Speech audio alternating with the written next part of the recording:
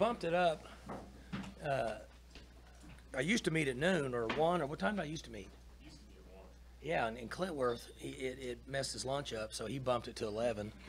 And so I don't like being late, and I'm a couple minutes late, but I had to stop and there's a mirror out there to fix my hair. What happened? Huh? Yeah, is that a little bit out of place? So, yeah, I know you're happy I'm here. I know you guys are scrambling all weight on you. It's no big deal. I won't tell them you're late. You're probably eating lunch with Clintworth. Hey, just a heads up while we are waiting. I don't know if you guys saw that 6-day window for the K-State game. You guys all probably seen that though by now, but just want to make sure. There's Clintworth in case you need to bounce him again. He went and got a bottle of water to act like he hadn't eaten lunch already. Look at those socks, Gavin. You got it going on. Yeah, You act like you're from L.A.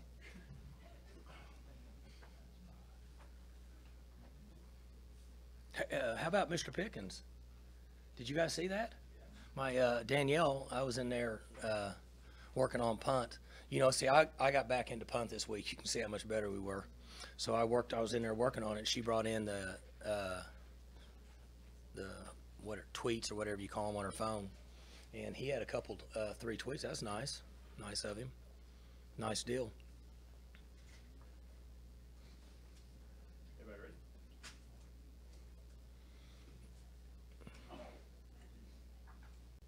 Are y'all ready? Okay.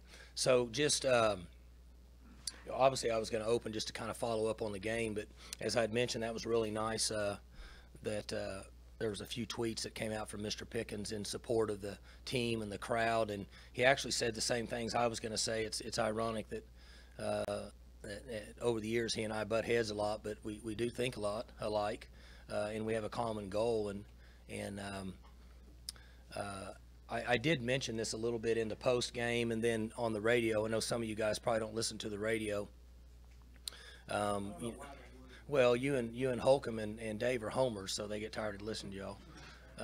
But anyway, that the game day environment, the estimated 40,000 people that were outside the stadium, the 58,000 inside the stadium, the on-campus lawn was fantastic. And years ago, 15 years ago, as an assistant, and then even as a head coach, we had a goal to make the game day environment in Stillwater like it is in an SEC school, because we all know, I mean, we like to talk about Big 12, SEC, for whatever, their game day environments are through the roof. And so we've actually looked at that, studied it, see what they do, so on and so forth, and we've tried to get that environment here.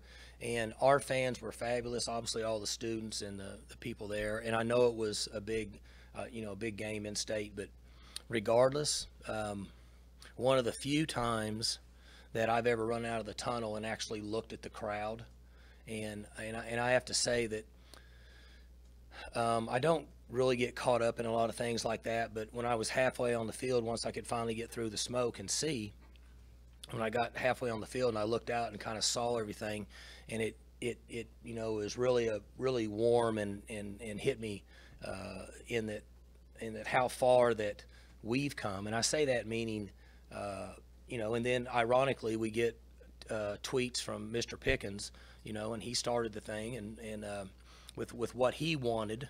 I didn't really read all the tweets, but he's always said, I want to compete. And that's what we did. And the stadium that he's built, that it's full now, and sure, we came up short. They made a few plays at the end of the game that we didn't make. But couldn't be more proud of the staff. Would we change a few things? Sure we would. You would always change a few things after you lose. Would you call a couple different plays? Probably. Would you have done a couple things different defensively? Probably. But the overall concept of what we, and I say Mr. Pickens, Coach Holder, myself, and the organization's been striving for, that's what we got Saturday. Now, we're going to continue to funnel money into this program. We're going to continue to recruit quality kids, quality people, keep quality coaches here, and I think that that game arguably could have been the most important game in the history of Oklahoma State football, in my opinion. So couldn't be any more proud of everybody, and we have to get rolling. The one thing I told the team last night was what I shared with you guys first, was that if we would have hit the last pass and won the game, you got to get over it on Saturday night to get ready for the next team. And that the next team you're playing may not look as flashy on tape as some of the other teams we played with, skill that goes all over the place and so on and so forth. But you're going to see a team that doesn't make a lot of mistakes.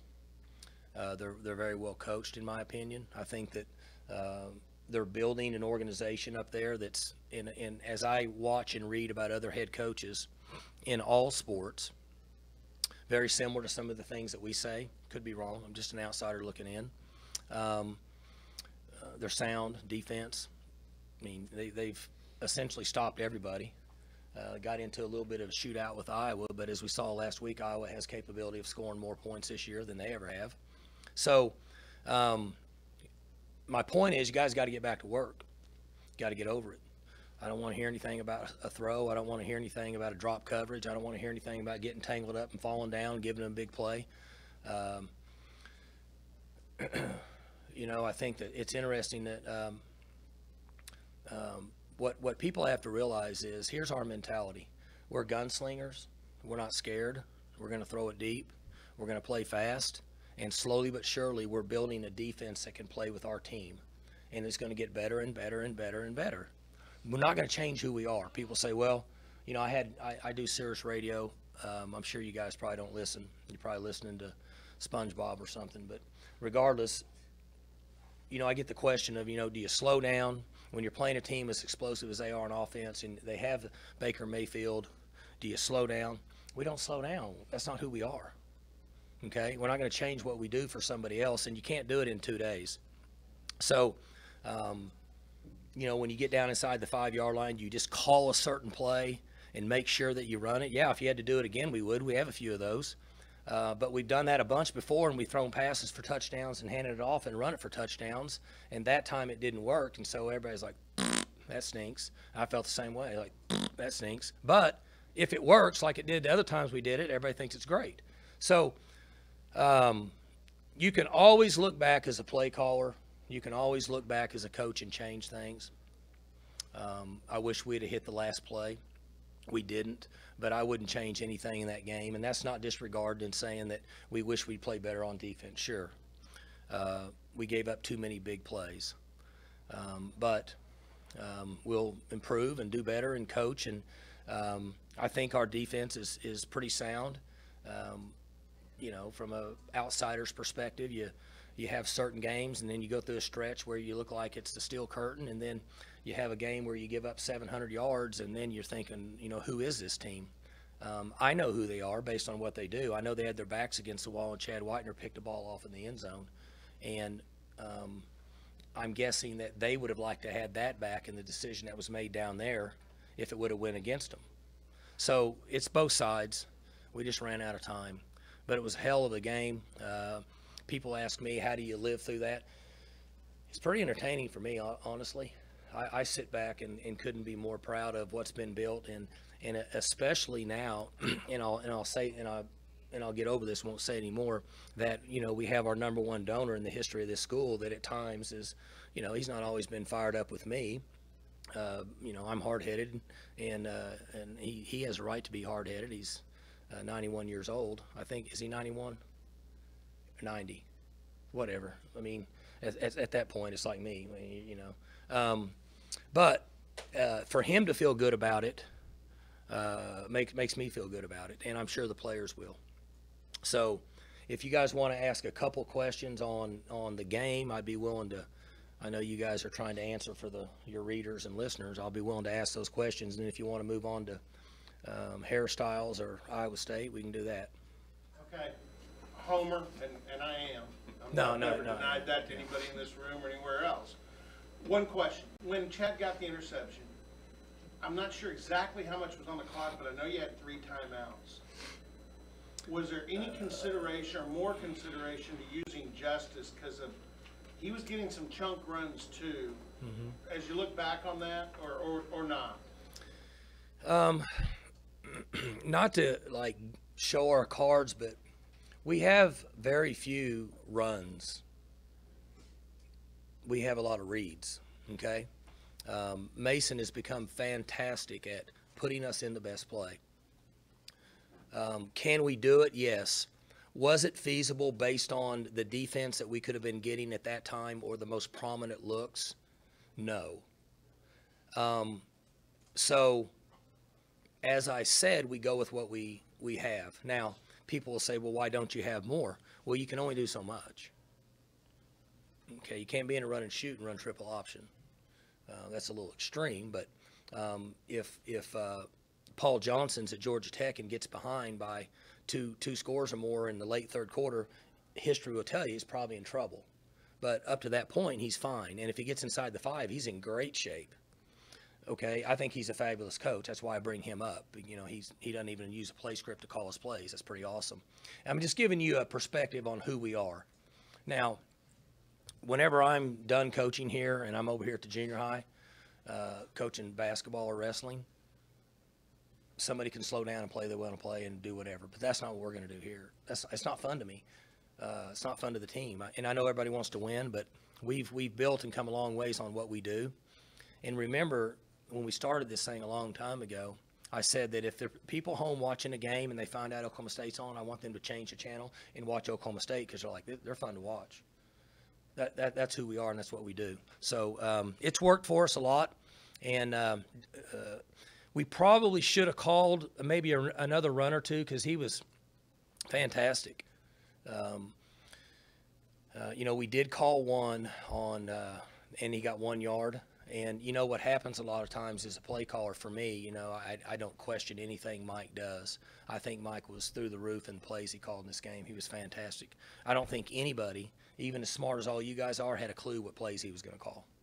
I thought he was through the roof. I shut up and stayed off of it, the mic, because he was rolling and he was feeling it. And, you know, when the one post route he hit to James down there for the touchdown, I don't even know when that was. I didn't want to do that, but I almost interrupted him and said I had a thought about what I wanted to do, and I thought I'm going to shut up. And then he caught it, and I said I'm learning to be a good head coach. I'm shutting up. And yes, that thought did come across our mind. Yeah. Tyron Johnson kind of had a breakout performance. How do you see him kind of continuing that and making him a priority going forward? Yeah, James got banged up a little bit. We booted James, and we'll pull him out either tomorrow or Wednesday, and try to get him back in practice. But he's the next guy up, and he made plays. I think it was evident that he was going to make some early in the year. We hadn't got the ball back to him much. And then early in the game when James was still available, he was in. James got tired or whatever, and we called the double move route, and he's down the middle of the field. He makes a play. So that's what he's supposed to do. He's maturing and learning our culture.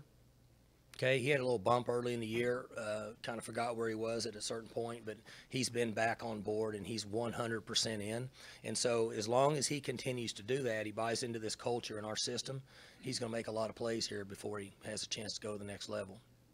Earlier, Mike, when you said that game may be the most important game in the history, elaborate on that a little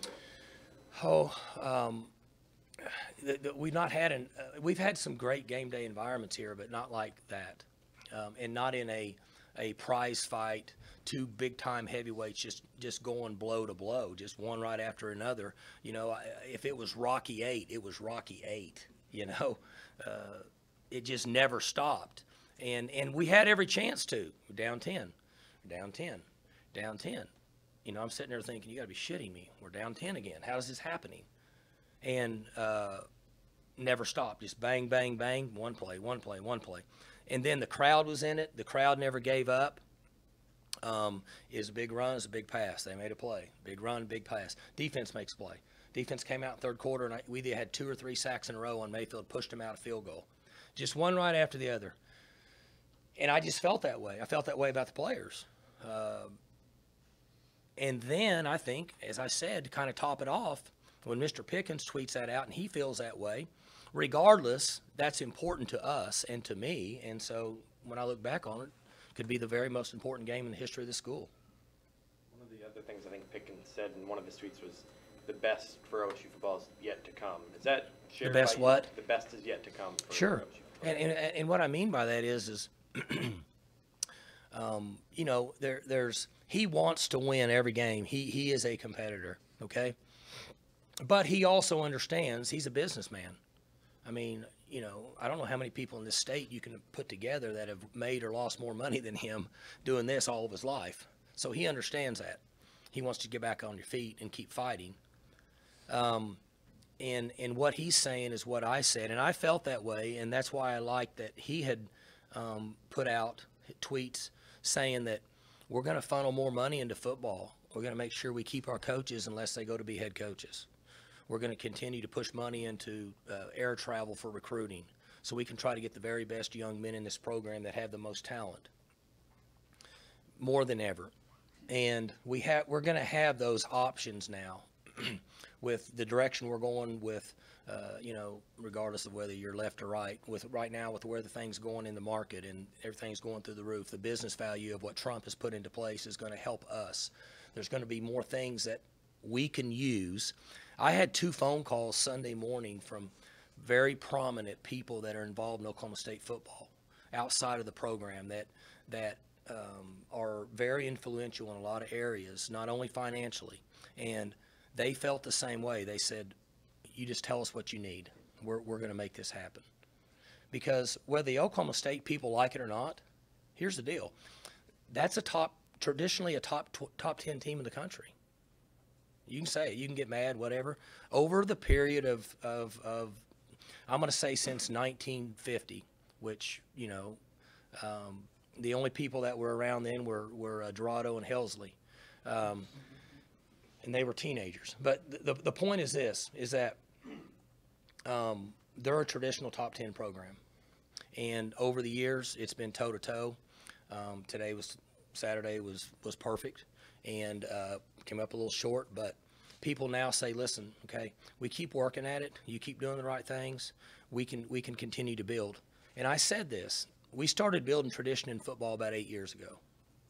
Prior to that, I love all the people that played here before. They didn't have the means. They didn't have Boone Pickens. They didn't have the stadium. Our facilities weren't very good. We did what we could do. We committed to basketball and other sports, and we've been fabulous at them.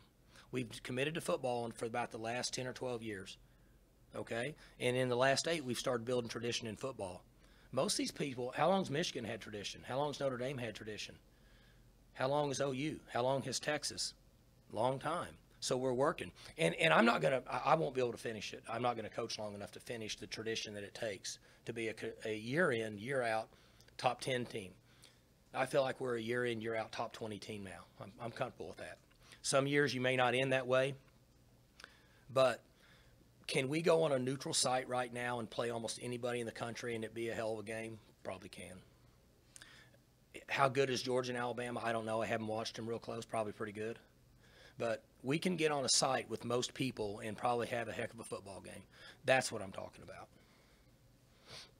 Mike, not to change the subject, but you've got a heck of a football team. You got to go play in Ames Sure. on Saturday. I remember your comments to me in the locker room after the Iowa State game here a year ago about Matt Campbell. Mm-hmm. Are you surprised, even though they weren't picked that way, are you surprised at all that he's taken it to another level up there? I don't think anybody could say they would predict that they would have gone on the road and beat Oklahoma, and then as well as TCU's playing this year, that they could have beat them. I'm not in the program. I don't know. I have respect for Matt. Matt and I had a good conversation last year for the first time before the game, and then we've had a nice conversation out in Phoenix at the meetings. So from an outsider looking in, he's tremendous for this league. And but I don't think anybody could predict that they would have played. They're in every game or win against people that somebody thought they didn't have a chance. And that's kind of what you do. So he's an up and coming guy. He's I don't know how old he is, 35 or something, 34, 36, whatever. But I would say that, and I just went blank because I like him and I should know the AD up there. Yeah, he's an awesome guy. He better, I would say that he better ante up, because I would predict that he's going to be a hot item out there with his youth and what he's done. You watch him play; they're humble, they're unselfish, they play hard, they're in the right spot. So, pretty valuable guy. You said last year before the game you had to almost stop him. He just kept asking you questions. How'd you do it here? How'd you do this? Yeah. And it seems like reading his Twitter, seeing some of the stuff they crank out, he was listening with your answers because he's copied a lot of things. Yeah, I say this, that's what I do. I mean, very seldom have I ever put offensive plays in over the last 20 years that I didn't see somebody else run and then put it in ourselves if I thought it was good. We do the same thing. And then I try to read a lot. You guys know I study a lot of mental health and then read a lot about other coaches, every sport. And I followed him a little bit from a distance, and there's just a lot of things that are similar to what they're doing that what we've done. I could be wrong, and I don't know. You guys can. I don't know when his press conference is. He may say that I'm crazier than a snake hunter. It's all good, but when I have an opportunity, yeah, sure am, and willing to do it again. It's like one guy said. A guy sent me a text, or not a text, an email from down in southeast Oklahoma, way down there, and he said, "If you're a real snake hunter, you do it barefoot." I said, "I'm not a real snake hunter. I do it in tall rubber boots." So, and he had a picture of a great big one, like this thick, like probably 5.5 feet. So, but he didn't send me a picture of his feet. So, go ahead. Getting over it quick, win or lose. What's the key to doing that this week? Well, experience for me. And I've said this, I'll say it again. I got asked in the post game. I've come out of games and we've won. Like, I didn't feel great about West Virginia. We had mistakes all over the place. We punter lined up wrong. Our shield wasn't good. Our protection was average. We didn't kick the ball off very good. We turned the ball over. We won, but I didn't feel great. And then there's times we've lost before, and I felt I'm okay. And so, regardless of how I feel, it's important for me to instill in the players the importance of the next game. That's why it's beneficial for us that they can turn the tape on and watch what they've done against TCU and Oklahoma and how they played it. They came up a little short at West Virginia. They stalled out a little bit for whatever. Look at Iowa. Iowa just put 55 on Ohio State. And look what they did with Iowa. And I did some – did y'all listen to my radio show this morning? Y'all, I mean, what are you guys doing? Serious? Yeah, watching the Lone Ranger? Okay. All right, here's some numbers. And you guys are numbers guys. Yesterday, I wanted to make a comparison with our football team and another team that I think is a good football team and I have respect for. So I started looking at Oklahoma, and I said, okay, I'm going to compare us to Ohio State. They're a good team, right? They got a big-time coach, and they won a lot of games, and everybody likes them, okay?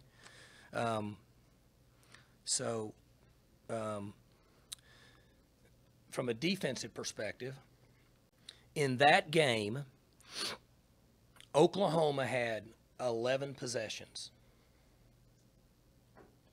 In our game, Oklahoma had 16 possessions. Now, you're a young guy. Why is that? Pace of the game was quicker. We play fast, right? They play fast. Ohio State doesn't play fast, right? So Oklahoma's offense had 11 opportunities against Ohio State's defense. They had 16 against ours. If you would have taken the points per possession, the 11 and 16, and changed Ohio State's to 16, they'd have scored 50 points in that game. That gives you an idea of the type of game we had here. We had to defend 5 more possessions because of the way we play.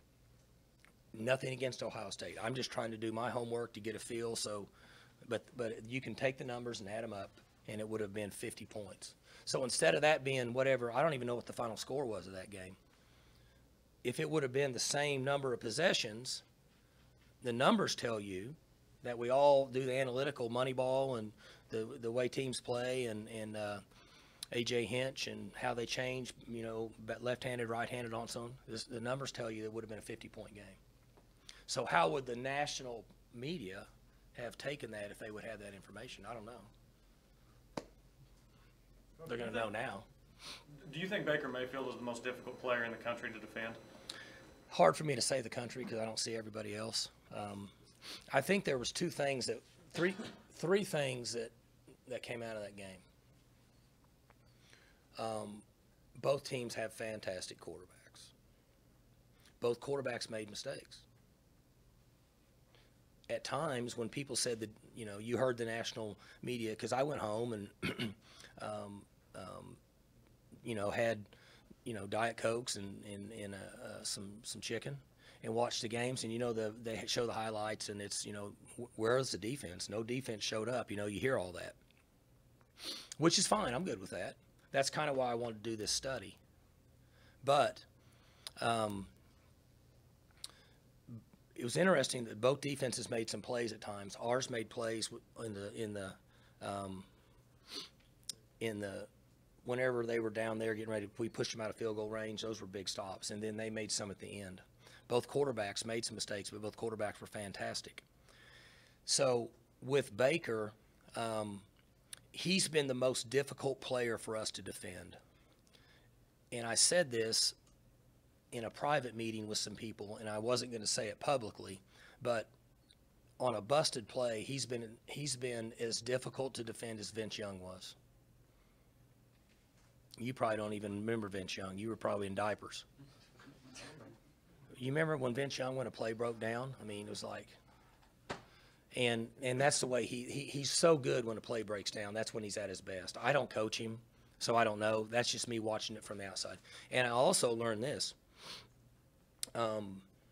Knock on wood, but gosh, I'd like for somebody to show me a better running back than 5. Anywhere. I'm just saying, I mean, he's pretty good. He rolls around pretty good, and I can say it for him. He's not going to say it. He's too humble, and he doesn't hardly talk. But, boy, he's pretty good. That's why you have Robert brought the question up, and I'm sure he's speaking for his audience, and I'm surprised Mark hadn't brought it up. Why didn't you just keep pumping it to him? Everybody's we can't, whatever. But the point being is I thought he was pretty good. In my opinion.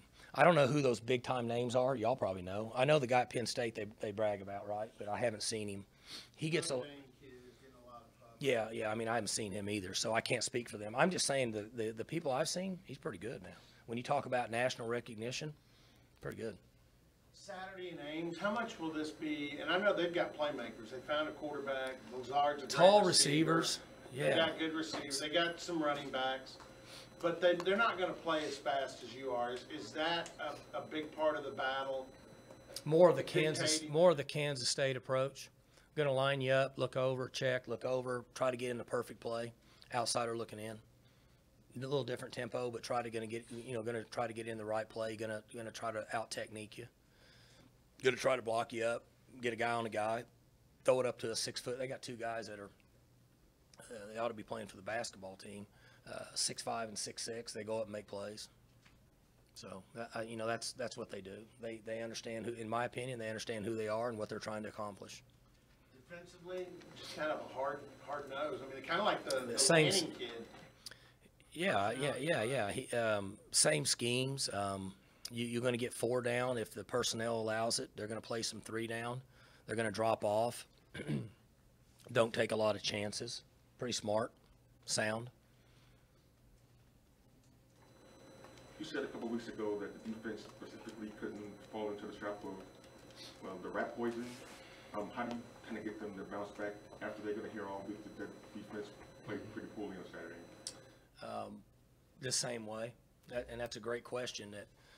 And I don't think they did because they played hard. We weren't out of place. they got big plays on us. We had guys there, they didn't make the play. Two of the biggest ones, well, three of the biggest ones. One time Trey Flowers got his feet tangled up. He was where he's supposed to be. It would have been like a 10 or 11 yard gain. The one time 5, we're in man coverage and we had a guy there. He took off and ran. Nobody could catch him. And then on the deep throw, that wasn't his intention to throw to that guy, I don't think. And then he did what he does. He starts to move, and then he flung the ball down the field and hit a guy in stride, and Rodarius got caught up in the moment and got behind. So most of where we were supposed to be, we were, except the last play where they broke the long run. We didn't get over the top. We had 2 guys that should have made that play. Well, we missed 1 tackle for a 2-yard gain, but there should have been another guy there unblocked. But for the most part, I have to evaluate where were we at from an assignment standpoint, which means we were either focused or not focused. We were pretty good most of the game. They just made a lot of plays. So you shoot them straight, tell them the way it is. This is the way it is. I wish you had a week off to feel sorry for yourself for a couple of days, but I've got news for you. You better get right. Better get ready to play. You're going up to play a team that's a legitimate top 20 team, in my opinion, and they've played extremely well at home this year. How impressed are you with Joel Lanning and what he's done? Well, you guys, I think I told you guys a few weeks ago that I wrote him a note. In here, I thought I told you guys that. I get you guys mixed up with the people down here at the bar, but anyway. That's just Dorado, not me. Well, it's a group of them that down at the bar, and they ask different questions than you do. But for the most part, when I watched him do that where he played 2 ways, I don't care if he's playing the New England Patriots or the LA Rams or whoever. To play like Mike linebacker or inside backer and have 8 tackles and then play quarterback in the same game, I thought that was awesome. I mean, that's old school stuff. That's throwback. You know, we hadn't had a guy here. Trammell called in this morning, and I had forgotten about this. RW did that in '95. Trammell's one of the few people that can go that far back and recite numbers and names. But RW played receiver and corner. But you're talking about a guy that athletically was a first-round pick. So, I don't know that Lanning's going to be a first-round pick. But what I'm saying is I thought that for him to do that is pretty awesome, pretty unselfish, and I don't know that it's real easy to do that nowadays. Is that pretty much what you said to him in your note? Mm-hmm. I just thought it was awesome. I mean, I'm an old-school throwback guy, and for a young man to compete like that and be willing to say, I'm going to play linebacker, and then if you need me to, which I'm sure he liked it. His history, you could probably go back and check in high school that he's probably been very successful because he's competitive. If so, he probably liked it, but you just don't see it much. He obviously is pretty intelligent. 2 years ago, Austin Ames, he looked like their future quarterback. I know. You guys. No, is he a senior? Is he a senior? Yeah. Sound like he's been around for 100 years. But yeah, it's pretty cool to see a guy do that. You trying to copy Bill Snyder, writing notes to all your opponents now? Well, if there's a guy to copy, he's a good one. I can guarantee you one thing I won't copy is when I'm 79 years old, I won't be coaching. Okay.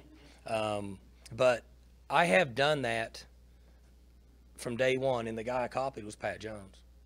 Pat Jones taught me in my first year of coaching that there's nothing like a handwritten letter. And I said, Coach, you don't have to worry about that because I can't type. That's prior to email, but, you would have an assistant type a letter and you'd sign it. Well, I can't type, and I'm not going to take the time to do that. So he taught me in 1990, he said, you need to learn to write handwritten notes to people. People enjoy those and they feel more personal. And so that's who I copied. I will say this. In 1989, we played Kansas State right out here. And he had just gotten there, and we played Oklahoma the week before, and I tore my PCL. And so I wasn't going to play in the game. And I looked like before the game, they went ahead and drained my knee. And, you have an ACL and a PCL. Y'all know that? Or you want me to give you a biology lesson? You have an ACL and a PCL, okay? And those are the 2 ligaments that hold your knee together, basically. You see them do this and all that stuff. And you hear about the ACL all the time. The PCL's in the back.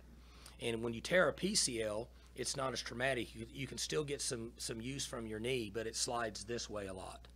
So like when you're running your leg kind of goes out, and you're like, that's a problem. Well, but you can play with it. Thurman Thomas tore his in playing basketball, and he put a brace on it and played with it. Well, I didn't. You can repair them if you want, but back then it was about they did it with a shovel and a pickaxe to repair your knee, and it was an ongoing long-term recovery.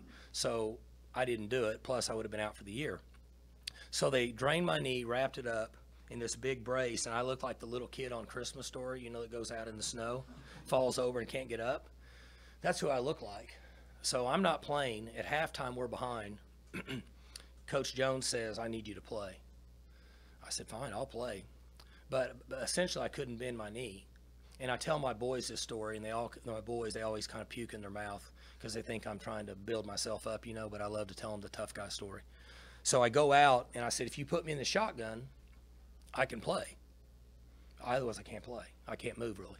So the second play of the game, Larry Coker calls speed option. Do you know what speed option is? You're a young guy. You know what it is? I'm under the center. I'm stepping back. They block down. The fullback leads on the support player. I'm pitching off the drop end. I'm either a runner or a keeper. So I probably don't have history of it, right? I know Gavin's wanting me to get out because it's 16 millimeter tape. They probably don't have history of it, but it was like this. And here's the all-timer, and I'm going to tell you why I told you the story. If you're the defensive end, what do you do? What do you do? You look like you could play end. What would you do? You going to take me or the pitch? Go to the pitch. Make me run. He came right to me. So I pitched it. We got yards. And then I kind of walked over and told him on the sideline, I can't run. Don't do that. So then we played shotgun. Anyway, we ended up winning the game. Long story short, I think the defense coordinator was Coach Cope back then for Snyder, and they had a history of firing the corner. That was a big deal back then in the 80s. They're firing the corner. I mean, they're blitzing the corner. It's a big deal. We were on the 7-yard line going in. They fired the corner. We threw a hitch out there as a side adjustment. We scored. We beat them. The next week, I got a nice, long, handwritten note from guess who? Coach Snyder. It's pretty awesome. To me, that was a big deal. And at that time, he was just an offense coordinator from Iowa that somebody thought had completely lost his mind to take the Kansas State job. And then, I'm just saying, right? I mean, as history tells you, it's a pretty cool deal. Do you still have that note? I think I do. My mama has a shoebox full of stuff, and I bet you it's in that shoebox at home, sure. That was not the most serious injury during that game, or at least the most visible. That's the game, isn't it, where Pat dislocated his pinky on the sideline? Yeah. And he's over there biting the towel, Yeah. and Jeff Fair and them were Yeah. straightening his pinky out. Yeah. And He was grimacing and doing all that, and they hadn't touched him yet. I mean, I remember them telling the story. They hadn't even touched him. He's like, oh, God, oh, God. And they said, Coach, we hadn't even done it yet. So, anyway, we good? All right, see you guys in Ames.